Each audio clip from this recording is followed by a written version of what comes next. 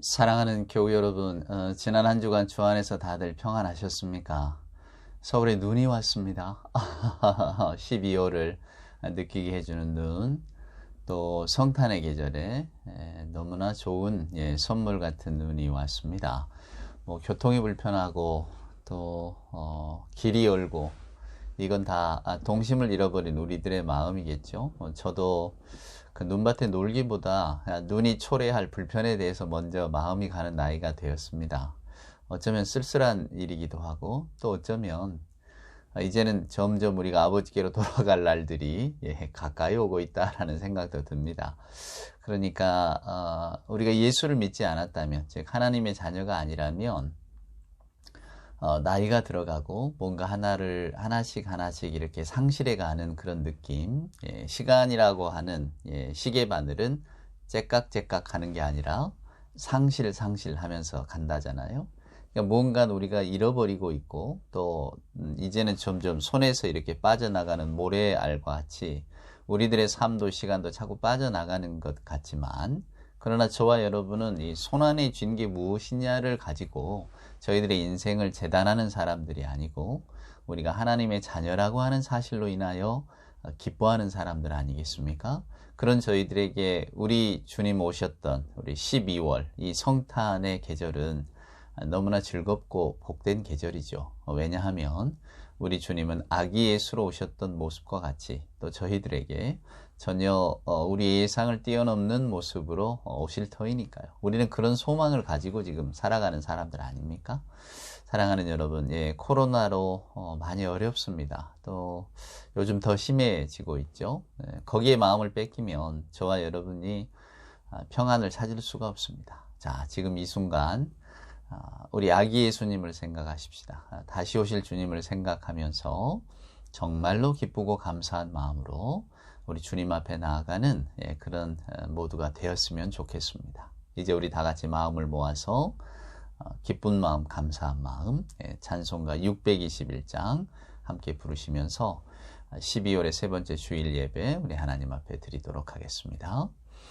찬양하라 내 영혼아, 찬양하라 내 영혼아, 온 마음과 정성 다하여 주 찬양하라.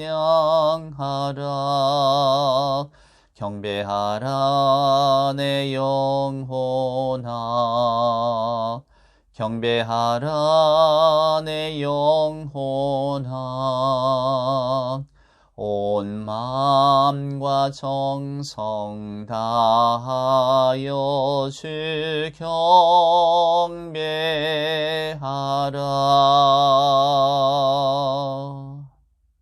사도신경으로 우리들의 신앙을 고백합니다. 전능하사 천지를 만드신 하나님 아버지를 내가 믿사오며 그 외아들 우리 주 예수 그리스도를 믿사오니 이는 성령으로 잉태하사 동정녀 마리아에게 나시고 본디오 빌라도에게 고난을 받으사 십자가에 못 박혀 죽으시고 장사한 지 사흘 만에 죽은 자 가운데서 다시 살아나시며 하늘에 오르사 전능하신 하나님 우편에 앉아 계시다가 저리로서 산자와 죽은 자를 심판하러 오시리라. 성령을 믿사오며 거룩한 공회와 성도가 서로 교통하는 것과 죄를 사하여 주시는 것과 몸이 다시 사는 것과 영원히 사는 것을 믿사옵나이다. 아멘. 성시교독합니다. 성시 우리 구주강님, 오늘은 117번입니다. 117번 교독문. 광야와 메마른 땅이 기뻐하며 사막이 백화파같이 피어 즐거워하며 무성하게 피어 기쁜 노래로 즐거워하며 레바논의 영광과 갈멜과 샤론의 아름다움을 얻을 것이라. 이것들이 여호와의 영광 곧 우리 하나님의 아름다움을 보리로다. 너희는 약한 손을 강하게 하며 떨리는 무릎을 굳게 하며 겁내는 자들에게 이르기를 굳세어라, 두려워하지 말라. 보라, 너희 하나님이 오사 보복하시며 갚아주실 것이라. 하나님이 오사 너희를 구하시리라 하라. 그때에 맹인의 눈이 밝을 것이며 못 듣는 사람의 귀가 열릴 것이며 그때에 저는 자는 사슴같이 뛸 것이며 말 못하는 자의 혀는 노래하리니 이는 광야에서 물이 솟겠고 사막에서 시내가 흐를 것임이라. 뜨거운 사막이 변하여 못이 될 것이며 메마른 땅이 변하여 원천이 될 것이며 승냥이 눕던 곳에 풀과 갈대와 부들이 날 것이며 거기에 대로가 있어 그 길을 거룩한 길이라 일컫는 바 되리니 깨끗하지 못한 자는 지나가지 못하겠고 오직 구속함을 입은 자들을 위하여 있게 될 것이라. 아멘. 오늘 예배 찬송은 108장입니다, 여러분. 정말로 많이 불렀던 찬송, 특별히 어린 시절에 저는 주일학교 생활을 했으니까요. 그때 참 많이 불렀던 찬송입니다. 우리 따뜻한 마음으로 찬송가 108장 1, 2, 3절 다 불러볼까요? 108장 찬송합시다. 그 어린 주 예수 늘 자리 없어 그 귀하신 몸이 구유에 있네. 저 하늘 별들이 반짝이는데 그 어린 주 예수 꼴 위에 사네. 저 육축 소리에 아기 잠깨나 그 순하신 예수 우시지 않네. 그 귀한 예수를 나 사랑하니 새날이 밝도록 함께 하소서. 주 예수 내 곁에 가까이 계셔 그 한없는 사랑 늘 베푸시고 온 세상 악기들 다 품어주사 주 품 안에 안겨 살게 하소서.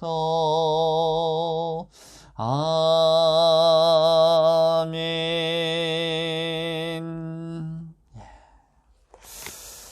기도하십시다. 기도합니다. 사랑과 은총으로 함께 하시는 아버지 하나님 감사합니다. 그 어린 구주 예수 그리스도를 우리에게 보내주시고 2021년 12월 수천 년이 지난 오늘에도 저희들 아기 예수를 생각하며 저희들의 마음의 연약함과 또 강팍함을 덮고 순전한 아기 예수의 그 사랑을 기억하면서 웃게 하시니 하나님 감사합니다. 하나님 저희들에게 은혜를 베풀어 주시옵소서. 밤낮 저희들 구하는 것 그 오직 한 가지, 하나님 저희들이 우리 구주 예수 그리스도의 사랑과 또 하나님의 은혜 안에 머물기를 소원합니다. 하나님 저희들 오늘 저희들의 욕심으로 가득한 마음, 또 세상에 늘 빼앗기는 마음, 사랑을 알지 못하고 모든 것을 강팍하게만 대했던 그 연약한 마음들을 오늘 하나님 정직하고 겸손한 기도로 오늘 하나님 앞에 다 내려놓습니다. 하나님 저희들에게 자비를 베푸셔서 저희가 하나님의 이끌리심 따라 살아갈 수 있는 그런 자녀들 되게 하여 주시옵소서. 아버지 하나님 저희들 가야 할 길을 분명히 잘 알고 있습니다. 그 길을 걷기 위해서 어떠한 희생도 필요하다는 것도 알고 있습니다. 아버지, 그러나 저희들 망설이고 있습니다. 뒷걸음질 치면서 하나님, 알기는 하오나 가까이 가기가 어렵습니다. 핑계만 대려고 합니다. 하나님, 아버지께서는 언제나 두 팔 벌려 저희들을 기다리고 계신다는 사실을 오늘 저희가 기억하게 하여 주시옵소서. 눈물 가득한 눈으로 아들을 통해 주신 그 생명을 우리가 멋대로 파괴하며 자녀임을 잊어버리고 강팍하게 살아가는 모습을 지켜보고 계심을 하나님 기억하게 하여 주시옵소서. 저희가 하나님 아버지께로 돌아감을, 거짓된 염려와 문제를 다 털어버리고 오늘 이 시간 저희들 자비를 구할 때에 하나님 사랑을 베풀어 주옵기를 간절히 소원합니다.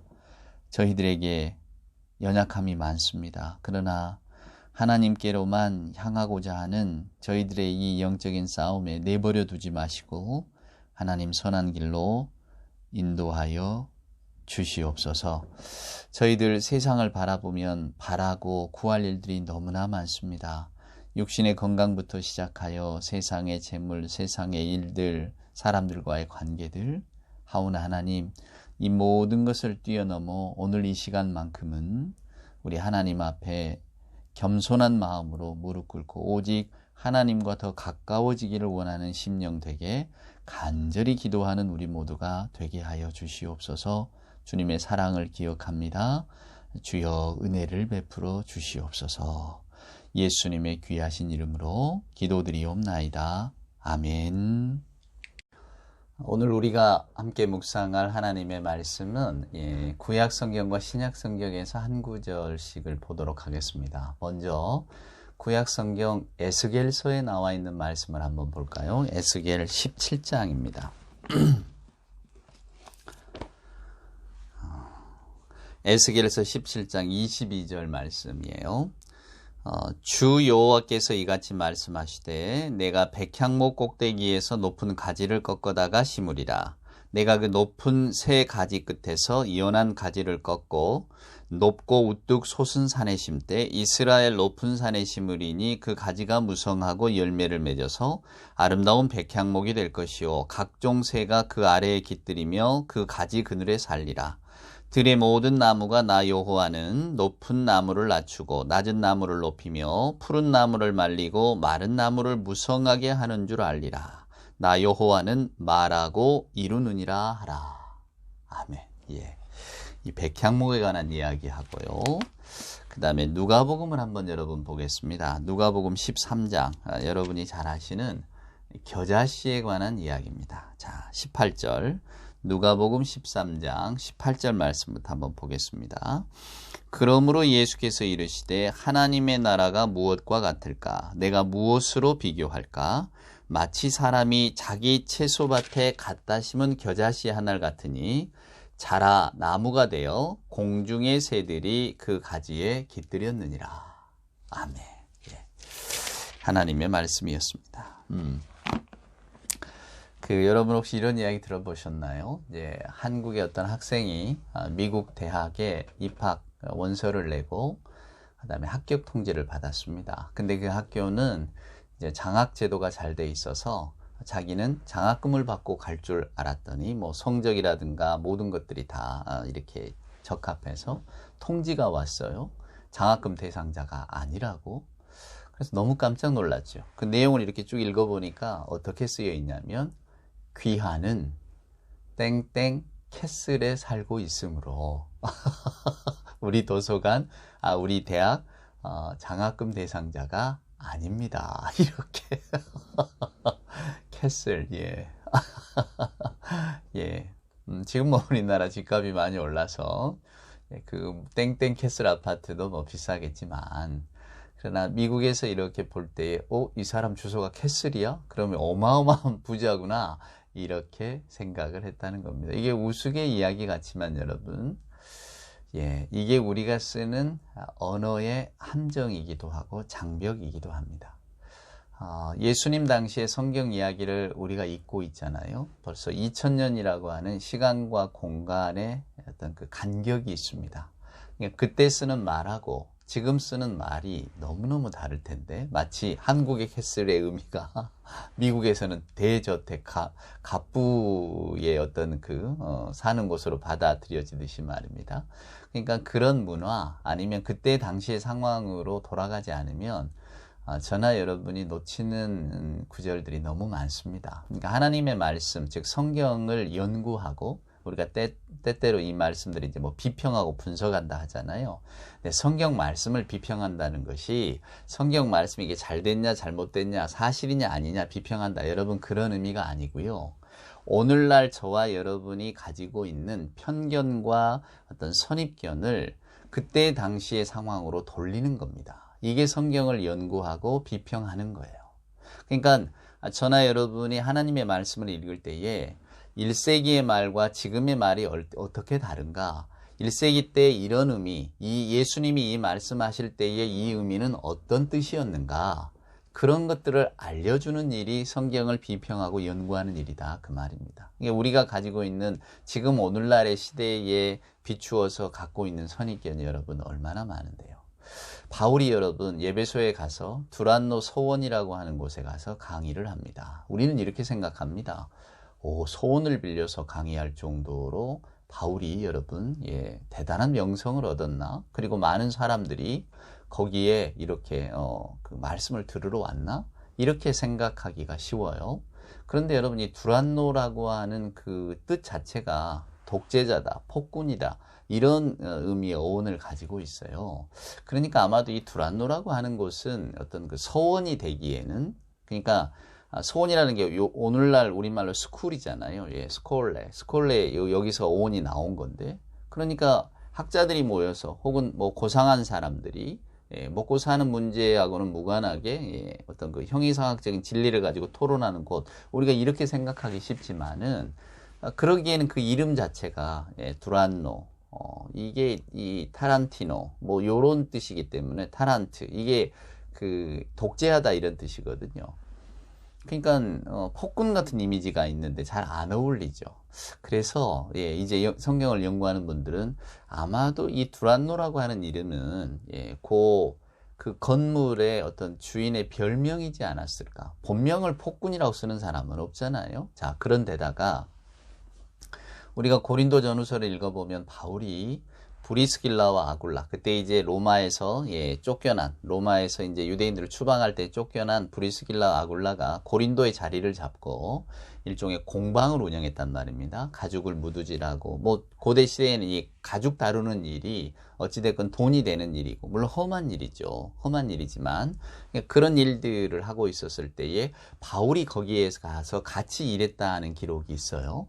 그러니까 우리가 유대의 풍습을 보면 바울은 랍비로 교육을 받고 자랐잖아요. 그래도 반드시 손으로 노동하는 것 하나는 꼭 배워야만 했습니다. 그것이 고대 유대인들의 교육 방식이었어요. 그러니까 아마도 바울은 그 천막을 손질하는 그런 것들을 배웠나 봅니다. 우리 용어로 얘기한 갓바치죠. 가죽을 손질하는 그러니까 험한 일이에요. 냄새도 많이 나고 손도 다 이렇게 이렇게 무뎌지는. 그래서 바울의 편지를 주로 대필하는 사람이 있잖아요. 우리가 읽고 있는 신약 성경의 대부분이 바울은 구술하고 이렇게 대필한 사람들이 있었는데 그러면 바울이 글을 몰라서 그랬는가? 글을 쓰지 못해서 그랬는가? 그렇지 않았단 말이에요.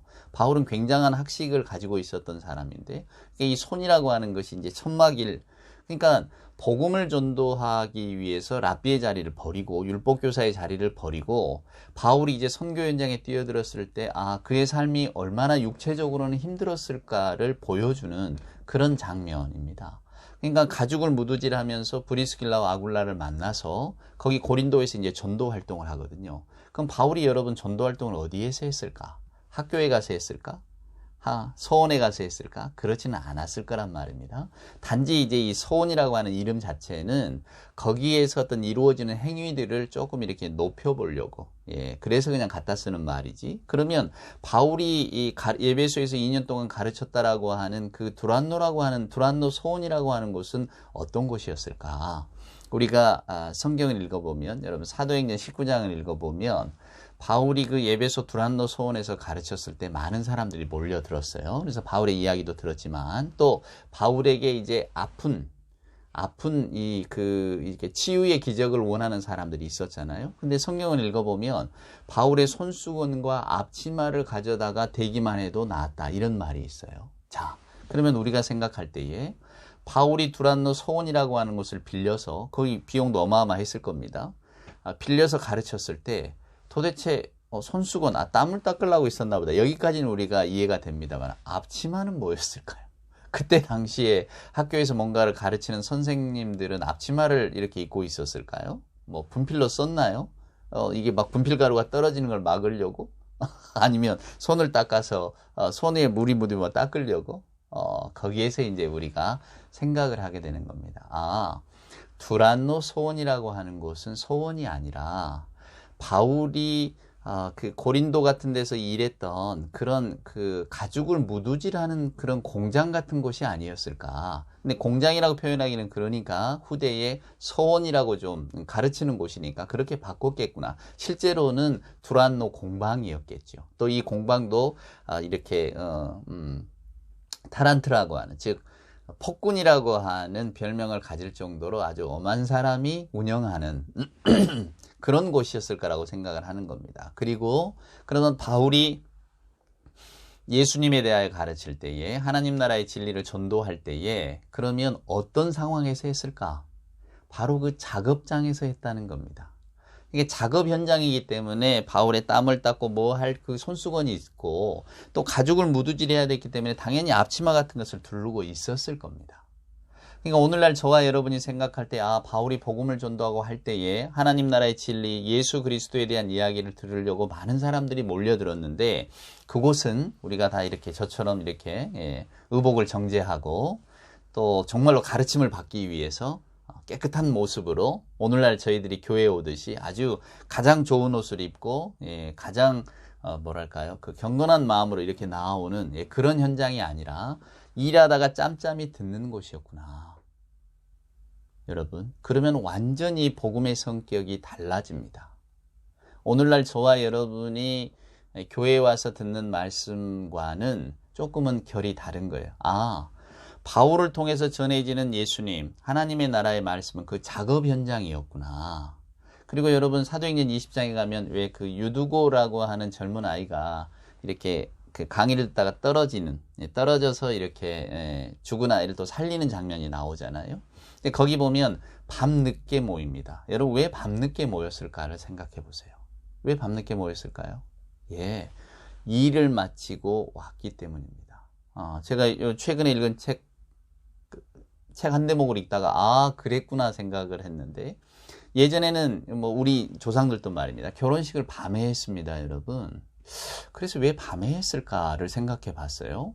저도 한 번도 생각해 본 적은 없거든요. 그냥 밤에 했나 보다. 유대인들도 마찬가지고 다 밤에 합니다. 왜 밤에 했느냐? 낮에는 일해야 되니까 밤에 한 거예요.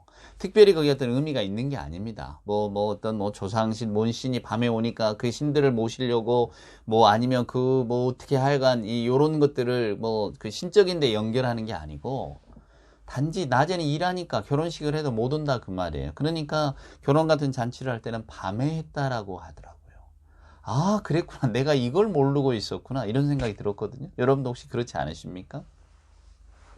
그 유두고라고 하는 아이가 그 바울의 어떤 그 설교를 들을 때도 많은 사람들이 몰려오는데 밤늦게 모여요. 근데 너무 피곤하니까 그냥 떨어지고 만 거죠, 졸다가. 근데 여러분 왜 밤늦게 모였을까? 다 일하다가 모였기 때문입니다. 그럼 일하다가 모인 사람들이 여러분 깨끗이 가서 샤워하고 밥 먹고 다 왔을까요? 그렇지 않았을 겁니다. 허겁지겁 일 마치고 왔기 때문에 얼마나 여러분 그 땀 냄새 뭐가 막 얽혀 있었겠습니까? 더군다나 그 유두고가 창턱에 걸터 앉았다는 건 사람들이 많았기 때문에 있을 데가 없었다는 거거든요. 요즘 같으면 코로나 밀집 대단했겠죠.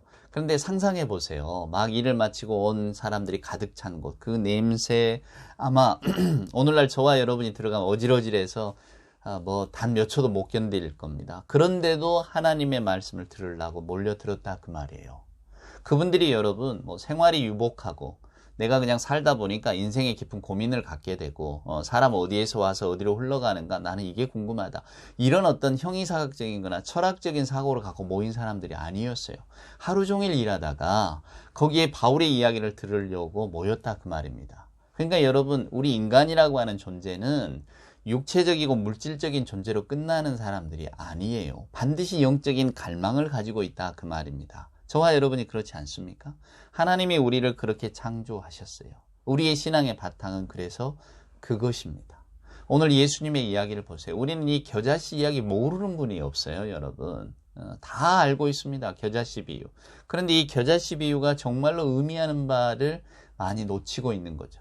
예수님은 너무 쉬운 말씀으로 이야기를 해주셨고 당시 사람들은 다 그걸 알아들었는데 오늘 저희들은 실은 이 겨자씨 이야기를 다 들어서 알고는 있지만 이게 도대체 무슨 내용이지? 아, 결국은 뭐 이 겨자씨가 막 커진다는 거 아닌가? 뭐 요런 쪽으로. 그래서 우리도 지금 보잘것없지만 우리가 막 커져서 많은 새들이 깃들일. 우리 교회도 지금은 보잘것없이 작지만 우리가 힘을 모아서 또 열심히 전도활동도 하면 막 커져서 모든 새들이 깃들일 만한 큰 이렇게 기적이 일어나는 거야.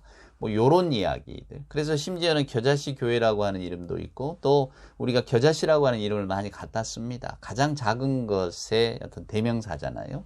근데 그 겨자씨라고 하는 이름을 쓸 때에 어떤 의미로 쓰고 있을까? 오늘 우리 예수님의 비유를 제대로 알고는 우리가 있을까? 그렇게 쓰고 있을까? 여기에 대해서 우리 주님 오신 성탄절을 기다리면서 한 번 더 말씀을 나눠보고 싶은 겁니다. 여러분, 예수님 당시에 가장 작은 것은 겨자씨입니다. 예, 그래서 겨자씨라고 하면 가장 작은 것의 대명사예요. 작다는 것은 보잘것없다. 변변치 못하다. 요런 뜻입니다. 뭐 작은 것이 아름답다. 요즘은 뭐 small is beautiful. 뭐 아주 그냥 작은 게 예뻐요. 뭔가 허세가 많으니까 그냥 작은 게 좋다. 그런 뜻이 아니고요. 겨자씨 하면 그 형편없는 것, 보잘것없는 것, 버려도 땅에 버려도 아무도 주워가지 않는, 또 눈에 띄지 않는 그렇게 작은 것을 이야기합니다. 그래서 여러분 오늘 이 겨자씨 비유가 마태복음에도 있고 마가복음에도 있어요. 근데 누가복음에도 있는데 이 비유가 조금은 다릅니다. 그게 뭐냐면 자, 오늘 말씀을 보면 겨자씨를 어떤 사람이 자기 밭에 가서 심었대요.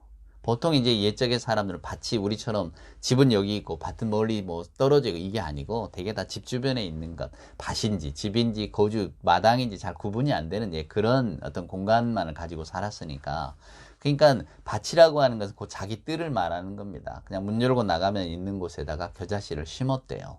벌써 예수님의 이 말씀을 듣는 청중들 자체가 아니 세상에 겨자씨를 심는 바보가 어디 있다? 요겁니다. 겨자씨는 심을 씨가 아니다 그 말이에요. 형편없고 보잘것없고 아니 뭐라도 갖다가 심는다는 행위는 결국은 내 인간의 어떤 그 인위적인 노력이 들어간다는 거 아닙니까? 자연스럽게 떨어진 게 아니잖아요. 그러면 여러분도 저도 뭔가를 내가 심는다고 하면 뭐 유실수를 심는다든지 과일을 본다든지 아니면 경제적으로 이득이 되는 것을 갖다 심지 않겠습니까? 근데 누가복음에 나오는 사람은 채소밭에 자기 밭에다가 이 겨자씨를 심었다고 해요. 마가나 마태는 조금 다릅니다. 그냥 이 씨앗이 땅에 떨어졌다, 뭐 신기였다, 뭐 이런 식으로만 표현이 되어 있는데 오늘 누가는 저와 여러분에게 조금 더 자세히 설명해 준 거죠. 예수님의 뜻을 담아서 말입니다. 예수께서 말씀하실 때 어떤 사람이 그것을 자기 밭에다 갖다 심었다. 그런데 어떻게 됐습니까? 이것이 자란다는 거 아니에요? 그래서 심지어는 공중의 새들이 깃들 만한 곳이 된다는 거 아닙니까? 예수님은 말씀합니다. 이것이 하나님의 나라다. 우리는 아까 에스겔 선지자에게 보여주셨던 하나님의 말씀을 읽었습니다. 거기에 등장하는 게 뭡니까? 겨자씨입니까? 아니죠. 정반대가 등장합니다. 그건 뭐냐면 백향목. 우리 옛적의 한문 성경은 송백이라고 번역했던 그 나무입니다. 우리가 구약 성경을 읽어보면 이 백향목은 뭐 성전을 짓는데 왕궁을 짓는데 쓰이는 가장 값지고 귀한 목재입니다. 그러니까 백향목이라고 하는 의미는 고대 이스라엘 사람들에게 있어서는 가장 좋은 나무, 가장 근사한 나무. 그래서 하나님께서 이 백향목 가지를 이스라엘의 가장 높은 산에다 심으시겠다고 에스겔 선지자한테 들려주시잖아요. 그리고 그것이 이제 모든 세상의 일종의 신목, 하나님의 나무가 되는 겁니다. 이스라엘 백성을 상징하는 그 백향목, 결국은 이 세상의 가장 위대한 하나님, 위대한 민족, 이것을 이룰 그 상징으로서 백향목을 보여주셨단 말이에요. 에스겔 선지자를 통해서. 근데 오늘 예수님은 가장 반대쪽에 있는 비유물을 대처하시는 거예요. 그러니까 백향목이 아니라 겨자씨를. 근데 이 겨자씨라고 하는 것은 밭에다가 심는 사람은 없는데 왜 이것을 자기 밭에다가 심었다고 말씀을 하셨을까? 우리가 성경 사전을 읽어보면 이 겨자라고 하는 풀이 1년생인데요. 많이 자라면 한 3m까지 자란답니다. 근데 여러분이 기억하실 것은 겨자는 풀이에요. 그래서 이게 3m까지 자라도 뭐 새 한 마리 집은 지을 수 있겠죠. 그런데 공중의 모든 새들이 깃들일 만한 나무가 되지는 못합니다, 여러분. 그럼 예수님이 그걸 모르고 그 말씀을 하셨을까? 겨자씨는 이스라엘의 토양에서는 흔히 보는 식물이었다는데 예수님이 갑자기 어느 날 무슨 손오공처럼 구름 타고 이 땅에 오신 분이 아니잖아요. 나사렛 마을에서 다 이렇게 어린 시절에 성장하고 그러셨던 분입니다. 그런데 왜 그 겨자씨의 속성을 모르겠어요? 그게 아무리 잘 자란다 해도, 심지어는 너무 잘 자라서 한 3m 높이까지 자란다고 해도 그것이 여러분 새들이 깃들일 만한 어떤 큰 나무가 된다는 것은 말도 안 되는 어불성설이라는 것을 우리 주님이 너무 잘 알고 계십니다. 근데 이 겨자씨 비유를 하신 이유가 뭘까, 여러분? 그것을 한번 생각해 보시자는 겁니다. 우리는 그동안 보통 뭐 겨자씨 작지만은 결국은 이게 커진단 말이에요. 우리도 지금 뭐 신앙도 보잘것 없고 또 어떤 그 믿음의 어떤 사람들도 많이 모이지 않지만 우리가 점점 이렇게 으쌰으쌰해서 신앙 속에서 커져가면 이게 다 온 세상을 뒤덮을 만한 힘을 발휘하지 않겠는가. 생각해보라. 1세기에 그 저 작은 이스라엘의 한 구석에서 시작했던 하나님 나라 운동이 지금은 전 세계적으로 가장 많은 뭐 가톨릭, 기독교 다 예수를 구주로 고백하는 사람들 모두가 다 이렇게 우리가 그 종교 분포도를 보면 가장 많지 않느냐. 또 서양의 역사는 기독교를 모르고는 우리가 이해할 수 없지 않느냐. 이렇게까지 이야기합니다. 그렇게 하나님의 나라가 커졌다. 이렇게 이야기를 하면서 결국은 그 말 속에는 우리 인간의 힘을 강조하는 거죠. 보라 말이야. 우리가 못 이룰 게 없다. 저와 여러분이 힘을 합치고 또 우리가 뭐 주의 은혜를 받아서 능력을 힘입으면 전 세계를 뒤덮고도 남을 힘을 갖게 된다. 여러분 이것은 복음과는 정반대 이야기입니다. 즉 예수님이 말씀하신 겨자씨를 마치 백향목처럼 착각하고 있는 거예요. 사랑하는 여러분, 자 구약의 백향목이 왜 신약에는 겨자씨가 됐을까를 항상 생각하셔야 됩니다. 이스라엘 사람들이 가장 아름답다고 생각하는 나무, 그것이 하나님의 통치고 선한 영역입니다. 그 하나님의 나라가 반드시 이루어질 거라고 이스라엘 사람들은 생각했어요. 근데 예수님은 그 하나님의 나라를 겨자씨에 비유합니다. 겨자씨를 보아라, 보잘것없다. 그런데 이 가장 작은 씨를 자기 밭에 심는 사람이 있었다는 거예요. 하나님 나라의 복음은 여러분 백향목처럼 보여지는 복음이 아닙니다. 이걸 놓치면 다 놓치시는 거예요. 누가는 그래서 자기 복음서를 시작할 때에 로마 황제 가이사 아구스도가 통치를 시작한 지 몇 년에 예수께서 태어나셨다. 이렇게 이야기를 하고 있어요. 그러니까 로마 황제, 그때 당시에 세계 최고의 권력자 아닙니까? 가장 높은 백향목 나무죠. 그 나무하고 예수님. 근데 그 예수님이 어디에서 태어나시나요? 구유에서 태어나십니다. 왕궁이 아니에요. 화려한 침대가 아니다 그 말입니다. 누가는 우리 예수님의 복음은 이런 것입니다 라고 하는 것을 분명히 저와 여러분에게 보여주고 있는 거죠. 그것이 누가복음 1장, 2장에 나타나는, 특별히 2장에 예수님의 탄생을 중심으로 나타나는 누가의 신학적인 의도입니다. 우리가 그걸 놓치면 안 되는 거예요. 저도 잘 사는 게 좋습니다, 여러분. 네, 뭐 많이 가진 게 불편할 사람이 누가 있겠습니까? 가난이 불편하지 부자가 불편한 건 아닙니다. 사람들의 다 인정과 사랑이 오늘 같은 자본주의 사회에서는 돈, 지위, 권력에서 나오잖아요. 여러분도 그 조사 결과 보셨나요? 몇 년 전만 해도 우리나라 사람들도 세계나 마찬가지로 인생에 가장 중요한 게 뭐냐? 그럴 때 가족, 사랑 뭐 이런 걸 들었답니다. 근데 최근의 조사에서는 여전히 우리가 말하는 OECD 선진 국가에서는 다 가족, 사랑 뭐 이런 것들을 이야기하는데 1위 말입니다. 우리나라는 그 1위가 바뀌었대요. 뭐겠습니까? 여러분 짐작하시는 그겁니다. 우리나라 사람들의 행복의 제1순위는 가족도 사랑도 아니고 돈이었습니다. 우리가 뭐 급격하게 여러분 세계의 한국전쟁을 겪고 나서 가장 빈궁한 나라였다가 지금은 어찌됐건 세계 선진국의 반열에 들어섰잖아요. 너무 급격하게 치고 올라온 거죠. 급격한 건 항상 또 다른 문제를 낳기 마련입니다. 그러다 보니까 우리가 돈에 대한 가치, 돈에 대한 관념들이 바뀌었습니다. 그것이 인생을 좌우한다고 생각할 정도가 되었죠. 그러니까 여러분, 우리 안에는 여러분, 복음이라고 하는 것들을 다 이렇게 성공의 다른 면으로 바라보는 면이 없잖아 있습니다. 그 한자 기도를 여러분 아십니까? 우리는 보통 한자를 기도를 잘 쓰지 않고 그냥 기도라고 하니까. 근데 여러분 한번 꼭 찾아보세요. 원래 이제 한자가 만들어질 때, 요렇게 신자라고 하잖아요. 이게 보일시자입니다. 그게 신에게 바치는 제단을 의미하는 거였는데요. 그러니까 한자에 보면 그게 다 들어가는 거는 신과 연관이 돼 있습니다. 이 기도라고 하는 것도 그 보일시, 그러니까 요 신변이 다 있어요. 기에도 있고 도에도 있고. 그러니까 하나님한테 비는 거죠. 하늘의 신에게 비는 겁니다. 하늘의 신과 관계가 있는 거예요. 기도는 구하는 거 아닙니까? 근데 이게 기자에는 이렇게 보일시, 즉 하늘에 올리는 그런 의미를 담고 있는 것 옆에 뭐가 있냐면 도끼 부자가 있어요. 그게 기입니다. 그럼 도에는 뭐가 있는가? 목숨 숫자가 달려 있어요. 한자를 보시면 알아요. 그럼 뭐냐? 옛적의 기도라고 하는 것은 결국은 도끼부가 이야기하는 것은 사냥을 잘 되게 해달라. 즉 먹을 것을 해결해달라 그겁니다. 그리고 도라고 하는 게 뭔가요? 목숨이 있다고 그랬잖아요. 목숨 수변이 있는 거예요. 그러면 목숨 수의 의미는 무병장수하게 해달라는 겁니다. 기도의 의미가 여러분 먹을 것 많이 주시고 즉 먹고 사는 문제 해결해 주시고 무병장수하게 해주세요. 이게 그 기도라고 하는 한자에 그대 딱 박혀 있는 겁니다. 기도라고 하는 것은 본질적으로 기복일 수밖에 없어요. 저도 여러분도 다 우리가 먹고 사는 문제, 돈을 구하고 또 집을 구하고 건강을 구하고 다 마찬가지입니다. 기도에서 이게 빠지면 되어지질 않아요. 기도라고 하는 말 자체가 어울리질 않으니까.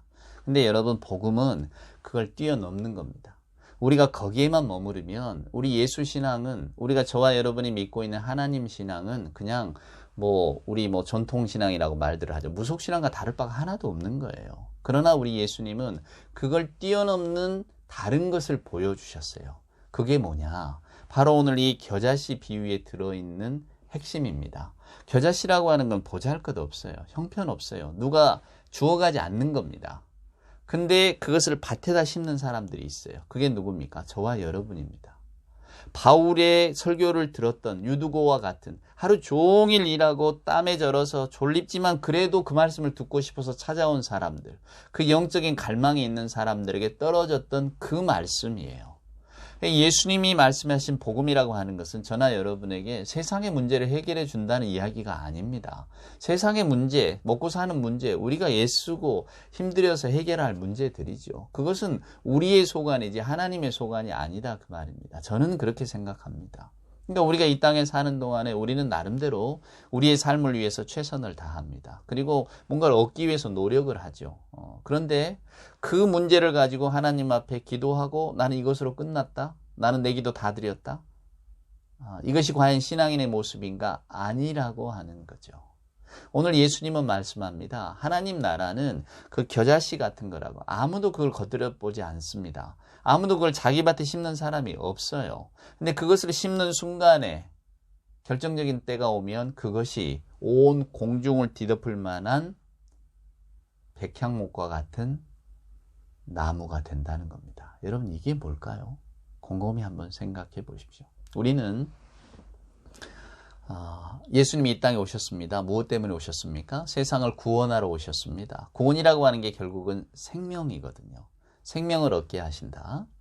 근데 예수님께서 그 생명을 얻게 하신다고 하는, 그래서 우리 대신 십자가를 지셨다고 하는 그 죄의 의미가 우리들의 삶하고 어떻게 연관이 되느냐를 물으면 우리는 입이 딱 막혀버립니다. 그냥 나 같은 죄인 살리신, 그래요. 세상에서 우리가 죄인이지만 하나님이 우리를 영원히 살게 하셨대요. 우리가 이 정도로는 다 고백을 한다 그 말입니다. 알고 있어요. 그러나 과연 예수께서 우리에게 허락하신 그 영원한 생명, 십자가 대속의 죽음으로 우리에게 주셨다고 하는 그 영원한 생명이 뭔가는 실은 저나 여러분은 알지 못합니다. 왜? 경험하지 못했기 때문에. 그래서 우리는 성경의 약속만을 믿고 있는 거예요. 우리가 볼 때 여러분, 우리는 다 세상에 젖어 삽니다. 세상의 눈으로 볼 때에 하나님이 약속하신 그 생명은 오늘 예수님이 말씀하신 겨자씨 같은 거예요. 아무도 거들떠보지 않습니다. 아무도 이것이 내 삶에 어떤 영향을 미칠 거라고 생각하지 않아요. 여러분도 그러지 않으십니까? 설교하는 저도 예수 생명을 늘 이야기하고 늘 마음으로 묵상하지만 도대체 예수 생명이 내 삶과 무슨 연관이 있단 말이지? 당장에 내가 내일 먹을 문제를 해결해 주는가? 아니면 코로나 때문에 염려하고 근심하는 내 건강을 지켜주는가? 아니란 말이에요. 복음은 그런 게 아닙니다. 복음은 우리에게 돈을 약속하는 우리 건강을 지켜주는 그런 정가의 보도 같은 그런 게 아니란 말이에요. 방역이 아니란 말입니다. 그럼 복음은 뭔가? 복음은 우리 모두에게 하나님께서 자녀 삼아주시고 당신의 생명을 주셨다라고 하는 것이 복음인데 그 복음을 믿고 우리가 내 마음속으로 소유하기에는 이 복음이 너무 보잘것없는 겁니다. 내 삶에 아무 영향을 끼칠 것 같지 않아요.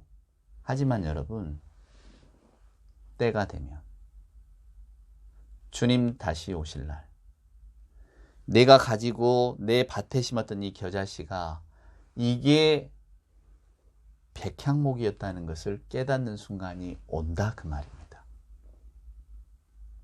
주님이 다시 오시던 우리가 육신의 죽음을 맞던 우리는 뭐 둘 중에 하나입니다 여러분. 우리가 뭐 안 죽을 것처럼 그냥 영원히 살 것처럼 오늘도 살고 있잖아요. 저도 오늘 하루를 그렇게 살았습니다. 저는 영원히 살 것처럼 생각하고 보냈단 말이에요. 일상의 일을 하고 뭔가 내 마음에 원하는 거 있으면 갖기를 원하고 그러지 않았습니까? 감정이 끌어오르면 그 감정들을 이렇게 그냥 분출하기도 하고 그렇게 살았잖아요. 마치 영원히 살 것처럼. 그러지 않습니까 여러분? 근데 우리에게는 육신의 죽음이 기다리고 있다는 것은 그건 누가 증거하지 않아도 알고 있잖아요. 우리가 사랑하는 사람들 뭐 이렇게 먼저 떠나보되게 저도 아버님을 먼저 떠나보냈습니다만 맞습니다. 늘 옆에 계실 줄 알았던 아버님이 그냥 때가 돼서 하나님이 정하신 때가 되면 또 육신의 생명을 마치는 겁니다. 그래서 우리에게는 그 육신의 생명에 마치는 날이거나 아니면 주님 다시 오실 날이거나 둘 중에 하나가 기다리고 있어요. 근데 그 기다리는 순간 그리고 그 순간이 오면 우리는 알게 될 겁니다. 아, 내가 이 보잘것없고 내 그 일생의 삶에 아무 영향을 못 끼칠 것 같았던 그 예수 생명이라고 하는 영원한 생명이라고 하는 이 복음을 내 밭에 갖다 심었는데 사람들은 다 저 사람 정신 나간 거 아니야? 저걸 뭐라고? 여러분 우리가 신앙생활 할 때 그렇지 않습니까? 매주일 교회 나가서 예배하고 또 감사하면서 헌금도 드리고 교회 생활도 합니다. 자기 시간, 자기 어떤 그 경제적인 거 다 들어가면서 한단 말이에요. 그럼 뭐 교회가 여러분에게 잘했다고 표창장을 줍니까? 승진을 시켜줍니까? 집을 한 채 사줍니까? 아무도 그렇지 않죠. 오히려 하나님의 일을 그냥 하라고. 하나님이 아신다고. 이러면서 우리는 또 기쁨으로 자발적으로 하잖아요. 자, 예수 생명을 모르는 사람들, 다른 사람들이 볼 때에는 그 시간, 그 공력, 그 돈을 들였다면 너는 뭔가 다른 것도 또 얻었을 거라고 이렇게 보지 않겠습니까? 그들이 볼 때는 무익한 일이죠. 그까짓 게 뭐라고. 예수 안 오시면 어떡할 거냐고. 죽고 나서 영생 소망, 영생 그런 게 없으면 어떡할 거냐고. 또 이렇게 보는 사람도 있지 않겠습니까 여러분? 예수님의 비유가 그거예요. 사람들이 다 볼 때 겨자씨를 자기 밭에 심는 어리석은 사람은 없습니다. 겨자씨는 그냥 아무도 주목하지 않는 변변치 않은 거예요. 그렇지만 그게 바로 그 때가 되면 하나님 나라의 도래의 때가 되면 백향목이라는 것을 알게 된다는 겁니다. 얼마나 놀라운 비유입니까 여러분? 이 겨자씨 비유는 우리는 작아도 우리가 모여서 뭘 어떻게 하면 우리가 정말로 하나님 나라의 큰 일을 이룰 수 있다. 이런 뜻으로 쓰여질 비유가 아니에요. 왜냐하면 오늘 본문의 말씀을 보세요.